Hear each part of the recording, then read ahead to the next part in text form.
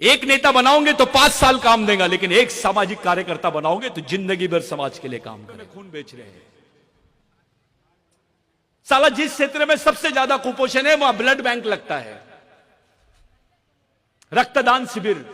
बाद में पता चलता है कि सब 800 रुपए में खून बेचते हैं और बेचारे राशन लाते हैं। डॉक्टर बोलता है खाना खाएगा तो खून बनेगा, लेकिन सरकार आदिवासियों को बोल रही है कि खून देगा तो खाना मिलेगा। पहला नंबर आदिवासी 11 रुपए 40 पैसे, 13 रुपए 60 पैसे दलित दूसरा नंबर, और 15 रुपए 70 पैसे जो है वो ओबीसी आदमी कमाता है, और उतने ही मुस्लिम ही कमाता है। रोज की इनकम बता रहा हूं मैं, एक सर्वे है उसके हिसाब से। 10 रुपए में कैडबरी की चॉकलेट नहीं आती, रोटी कैसे लाएगा वो?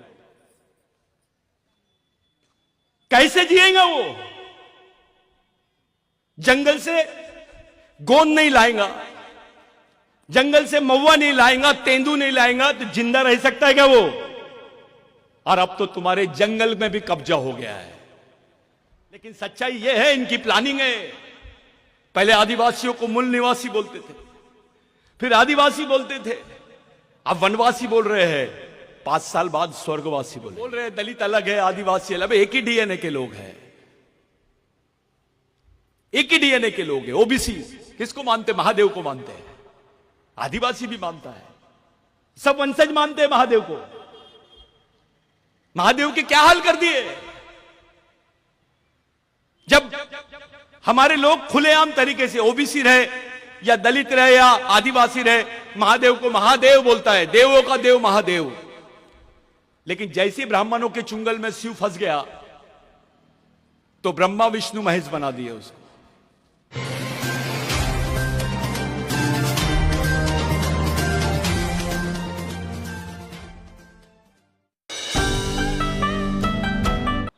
लिंगो, गोंड को लगता है मैं लिंगो, लिंगो मेरा है, गोंड है, राजगोंड है। प्रधान बोलता हीरा सुक्का मेरा है। अबे जब लिंगो और हीरा सुक्का था तब कोई गोंड और प्रधान नहीं थे, तब तुमको असुर बोलते थे, कोया बोलते थे, कोरकू बोलते थे, दस्यु बोलते थे तुमको। तब कहां से गोंड और प्रधान आ गए? सबसे दुनिया के आदिवासी, भारत के आदिवासियों में सबसे बेवकूफ आदिवासी यानी गोंड और प्रधान।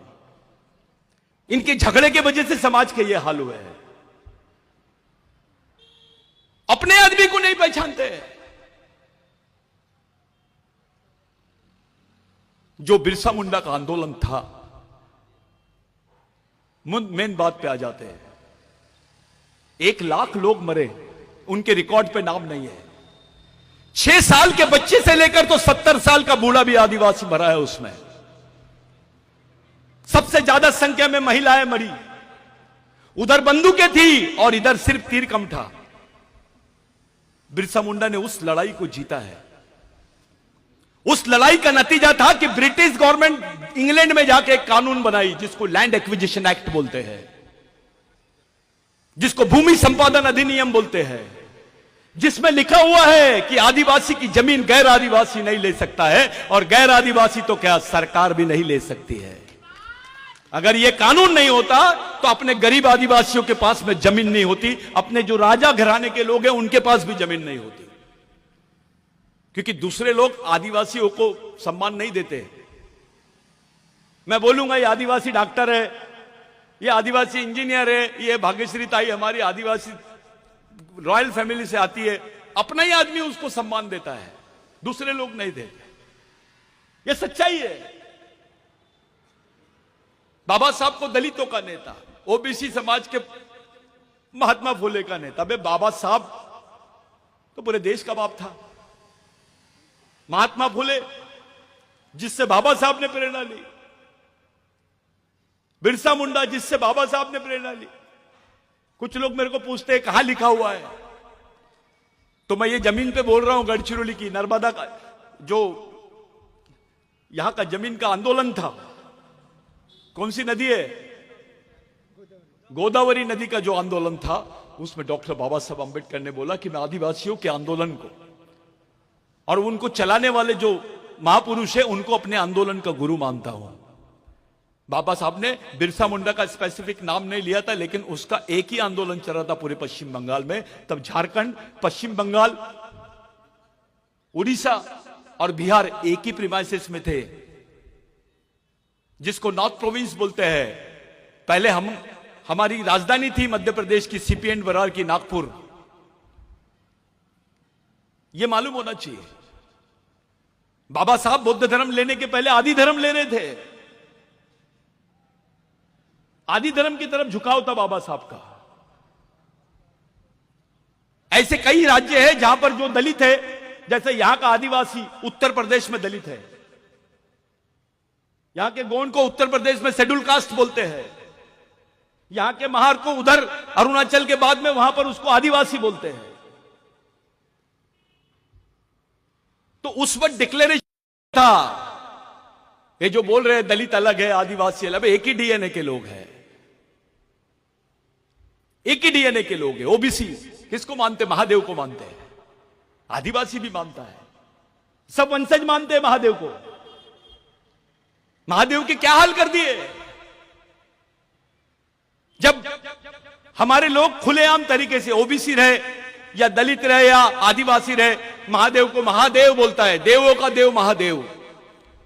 लेकिन जैसे ब्राह्मणों के चुंगल में शिव फंस गया तो ब्रह्मा विष्णु महेश बना दिए उसको, तीसरे नंबर का भगवान बनाए। इस मनुवादियों ने भगवान शिव को नहीं छोड़ा, तुमको कैसे छोड़ेंगे? यह सच्चाई है। मैं एक सवाल खड़ा किया था जब भी, कि इस देश का सुप्रीम कोर्ट बोलता है कि भगवान राम यहां पैदा हुए तो सब लोग मान लिए। इसी देश का सुप्रीम कोर्ट बोलता है कि आदिवासी देश के मूल मालिक है, नहीं मान रहे हैं। खुलेआम प्रधानमंत्री जी जनजाति गौरव उत्सव मनाते हैं। अरे भाई, आदिवासी गौरव उत्सव बोल तो सही, डर रहे क्यों? किससे डर रहे हैं? लेकिन सच्चाई यह है, इनकी प्लानिंग है। पहले आदिवासियों को मूल निवासी बोलते थे, फिर आदिवासी बोलते थे, अब वनवासी बोल रहे हैं, 5 साल बाद स्वर्गवासी बोलेंगे। ये सच्चाई है। ये जो हालत है गढ़चिरौली के, पूरे देश में सबसे ज्यादा अगर पिछड़ा हुआ कोई समाज है या सामाजिक स्थिति किसी जगह पर है तो वो गढ़चिरौली की है। 11 रुपए 40 पैसा कमाता है एक आदमी गढ़चिरौली का। पहला नंबर आदिवासी, 11 रुपए 40 पैसे। 13 रुपए 60 पैसे दलित दूसरा नंबर, और 15 रुपए 70 पैसे जो है वो ओबीसी आदमी कमाता है, और उतने ही मुस्लिम ही कमाता है। रोज की इनकम बता रहा हूं मैं, एक सर्वे है उसके हिसाब से। 10 रुपए में कैडबरी की चॉकलेट नहीं आती, रोटी कैसे लाएगा वो? कैसे जिएगा वो? जंगल से गोंद नहीं लाएगा, जंगल से महुआ नहीं लाएगा, तेंदू नहीं लाएगा तो जिंदा रह सकता है क्या वो?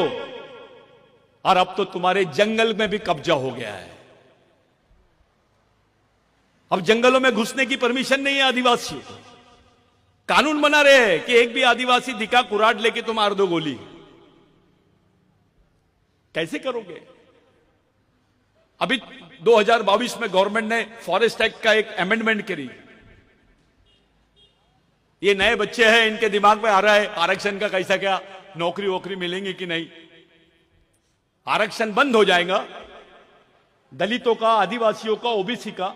अगर आरक्षण खत्म हो गया, अगली लड़ाई कौन सी लड़ेंगे ये बताओ मेरे को।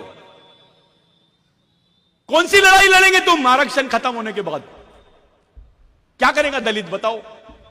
कुछ सोच रहे हैं? ओबीसी कुछ सोच रहा है?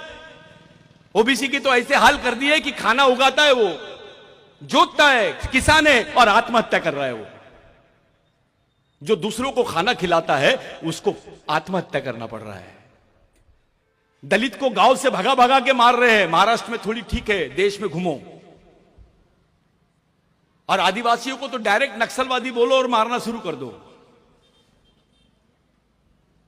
शहर में ज्यादा चिल्ला रहा क्या, अर्बन नक्सलवादी बोल दो उसको। अरे आमदार को छोड़ रहे नहीं है, डॉक्टर को नहीं छोड़ रहे, इंजीनियर को नहीं छोड़ रहे। तुम्हारी जनरेशन कैसी रहेंगी यहां पर सुरक्षित, उस पे बात करो। अगर तुम्हारा खासदार नहीं बोल पा रहा, इसका मतलब उसको डर है। किसका है? कौन है जो उसको बोलने नहीं दे रहा है? तुम्हारी बात नहीं रख पा रहे तुम, खुले तरीके से अपने आदमी से मिल भी नहीं सकते हम।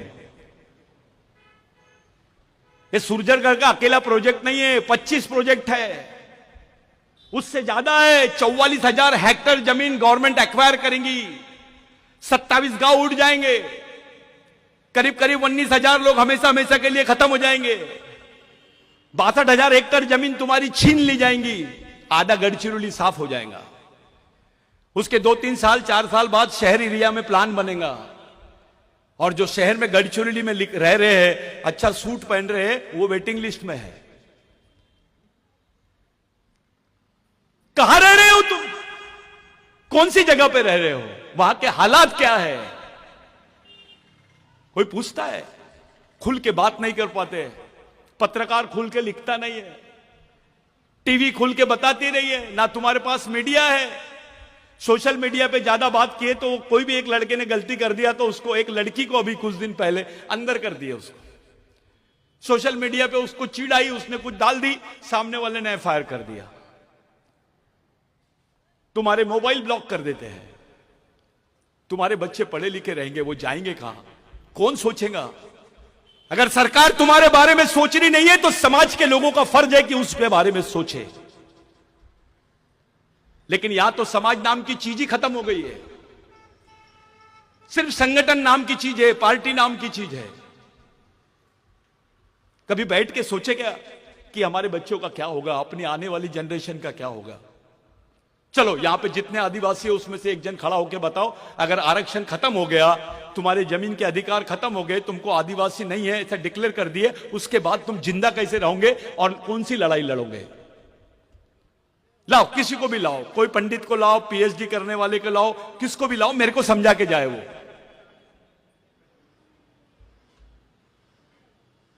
क्या करोगे तुम? ये जो बच्चे नाच रहे थे ना, यही लोग रहेंगे तुमको गाली देने वाले कि जब मेरी जिंदगी का फैसला हो रहा था तो मेरा बाप दारू पी के सो रहा था, मेरी मां भगवान को अगरबत्ती लगा रही थी। बिरसा मुंडा को तो नाम ले लिया आपने, बिरसा मुंडा की विचारधारा नहीं देखे। बिरसा मुंडा ने बोला जल जमीन जंगल और सम्मान मांगने वाली चीज नहीं है, इसको हासिल करने के लिए छीनना पड़ता है और उसके लिए एक व्यापक वातावरण बनाना पड़ता है। उसके लिए संगठन की नहीं, मिशन की जरूरत पड़ती है। बिरसा मुंडा ने बोला कि जिस समाज की सामाजिक समस्या नहीं होती है उसकी कोई समस्या नहीं होती है, और जिस समाज की सामाजिक समस्या होती है उसकी समस्या ही समस्या होती है। तुम्हारी सामाजिक समस्या यह है कि तुम आपस में बटे हुए, जाति के नाम से, पार्टी के नाम पे, क्षेत्र के नाम पे, संगठन के नाम पे, नेता के नाम पे। जिस दिन समाज की आंतरिक समस्या सॉल्व हो जाएंगी, सब सॉल्व हो जाएंगी। थोड़ी देर के लिए एक उदाहरण देता हूं। मेरे पास कल कुछ लोग मेरा घेराव किए, अरे सतीश पेंदाम बहुत बड़ी बड़ी बातें करता है, आदिवासियों के बारे में बता, यहां के आदिवासियों के बारे में बोल, हम कैसे बचेंगे उसके बारे में बता। मैंने उससे एक ही बात पूछा, एक ही साथ एक ही दिन पूरे गढ़चिरौली जिले पर, तहसील पर पूरे हजारों की संख्या में आदिवासी रहेंगे और आदिवासियों की समस्या के बारे में बात करेंगे। एक ही दिन में पूरी गढ़चिरौली पे एक भी जन अपने घर में नहीं रहेगा, सब सड़क पे आ जाएंगे। कहां भागेगा कलेक्टर? कहां भागेगा नेता? कहां भागेंगी पुलिस? इतनी बड़ी संख्या में होने के बावजूद, इतना बड़ा आदिवासी परिवार होने के बावजूद आदिवासी खामोश है और देख रहा है, उसके भाई को पीट रहे हैं। इतना मरा हुआ समाज तो नहीं है भाई।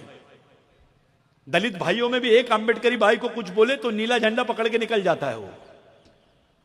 5 घर रहे भी तो चले जाते कलेक्टर ऑफिस और कमिश्नर ऑफिस, क्योंकि बाबा साहब की सोच है उनके दिमाग में। हमारे आदमी ने तो बाबूराव शर्मा के को समझा ही नहीं, किताब लिख देता है बाबूराव शर्मा के राजगोंड, एक लिखता है प्रधानांचा वारिस, एक लिखता है माड़िया गोंड। अब ये सोच है कि मजाक है? बाबूराव शर्मा की सोच को उसका विस्तार कर रहे हैं कि उसको कम कर रहे हो, तुम उसको खत्म कर रहे हो। मैं 3 मुद्दे बहुत महत्वपूर्ण रख रहा हूं,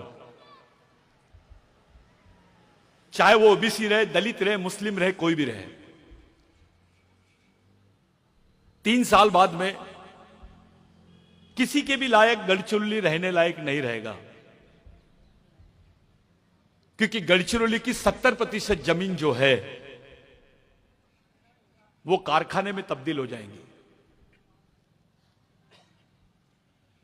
भारत का सबसे बड़ा मिनरल क्षेत्र जो है, यहां पे जो माइनिंग क्षेत्र है वो गढ़चिरौली बनने वाला है। एक एग्जांपल देता हूं, अभी जो चालू है ना काम सुरजागढ़ का, इतने सारे, इससे समझ में आता है कि 200 सवा 200 करोड़ रुपए रोज का वो काम है। नेपाल देश है, 200 करोड़ रुपए रोज की इनकम नहीं है, उसकी रेवेन्यू नहीं है, पाकिस्तान की रेवेन्यू नहीं है, बांग्लादेश की नहीं है। गढ़चिरौली एक देश बन गया है, देश में। भारत के किसी भी कोने में जाओ और बताओ मैं गढ़चिरौली से आया हूं, तो पहले नीचे ऊपर देखता है। महिला ने भी बोली कि मैं गढ़चिरौली से आई हूं, तो उसको भी नीचे ऊपर देखते हैं। ये पहचान बना दिए है, चाहे ओबीसी हो, एससी हो या एसटी हो या मुस्लिम हो। मेरे भाइयों, अपने बच्चों को कैसे बचाओगे इसके बारे में पहला बताओ। अगर आरक्षण खत्म हो गया, तुम्हारी पहचान खत्म हो गई, अंतर्राष्ट्रीय संविधान में भी बोल दिया गया कि आदिवासी भारत में नहीं रहते हैं, तो आज भारत के संविधान में बाबा साहब था, जयपाल मुंडा था, तो तुमको कुछ मिल गया। बाबूराव शर्मा के था, टंट्या भील था, राघोजी भांगरे था, बिरसा मुंडा था, तो तुमको कुछ मिल गया। महात्मा फुले था करके कुछ मिल गया। 2025 में इंटरनेशनल कॉन्स्टिट्यूशन बनने जा रहा है। अब इंटरनेशनल कॉन्स्टिट्यूशन यानी अंतर्राष्ट्रीय संविधान, वे भारत के संविधान में तुम्हारा स्थान नहीं है। तुम्हारे को 5वीं अनुसूची के अधिकार है, 75 साल बाद भी तुमको नहीं मिल पा रहे हैं। तुम्हारा आरक्षण था, दूसरों को दे दिए। अगर अंतर्राष्ट्रीय संविधान में लिख दिया गया कि आदिवासी भारत में नहीं है, तो तुमको कौन सी सुविधा मिलेंगी और तुम जिंदा कैसे रहोगे? ये गढ़चिरौली के लोग कपड़े पहन के हैं, थोड़ा अंदर जाओ, बस्तर बॉर्डर पे जाओ, छत्तीसगढ़ में जाओ, झारखंड में जाओ, उड़ीसा में जाओ। मैं ऐसे घर बताता हूं जहां मैं जाता हूं, 3 दिन में एक बार खाना बनता है। 3 दिन में एक बार खाना बनता है। मैंने लॉकडाउन में आदिवासियों को घास पकाते हुए देखा हूं, पत्थरों को उबालते हुए देखा हूं। ये हालत है अपने समाज की। काम नहीं है मेलघाट में, लोगों को भूख से मर रहे हैं। काम नहीं है उनके पास, भूख से मर रहे हैं, 800 रुपए में खून बेच रहे हैं। साला जिस क्षेत्र में सबसे ज्यादा कुपोषण है वहां ब्लड बैंक लगता है, रक्तदान शिविर। बाद में पता चलता है कि सब 800 रुपए में खून बेचते हैं और बेचारे राशन लाते हैं। डॉक्टर बोलता है खाना खाएगा तो खून बनेगा, लेकिन सरकार आदिवासियों को बोल रही है कि खून देगा तो खाना मिलेगा। यह सच्चाई है। ऐसी अवस्था आदिवासियों की है। कोई अपने बच्चों को बेच रहा है, कोई अपनी किडनी बेच रहा है। मैं ऐसे क्षेत्र है जहां पे आदिवासी बच्चे गायब होते थे, उनकी इंटरनेशनल लेवल पे किडनियां बिकती है। आदिवासी का 800 रुपए में खून लेते हैं और इंटरनेशनल लेवल पे 8000 रुपए में बिकता है आदिवासियों का एक बॉटल खून, क्योंकि उसमें रेजिस्टेंस पावर ज्यादा रहता है। ये तुम्हारे समाज के साथ में हो रहा है। ऐसा कौन से समाज के साथ में हो रहा है? कौन सा काम कर रहे हैं तुम? संगठन बनाने से नहीं चलेगा, वैचारिक मिशन खड़ा करना पड़ेगा समाज का। एक नेता बनाओगे तो 5 साल काम देगा, लेकिन एक सामाजिक कार्यकर्ता बनाओगे तो जिंदगी भर समाज के लिए काम करेगा। यह परमानेंट प्रोसेस है, इस पर काम करो।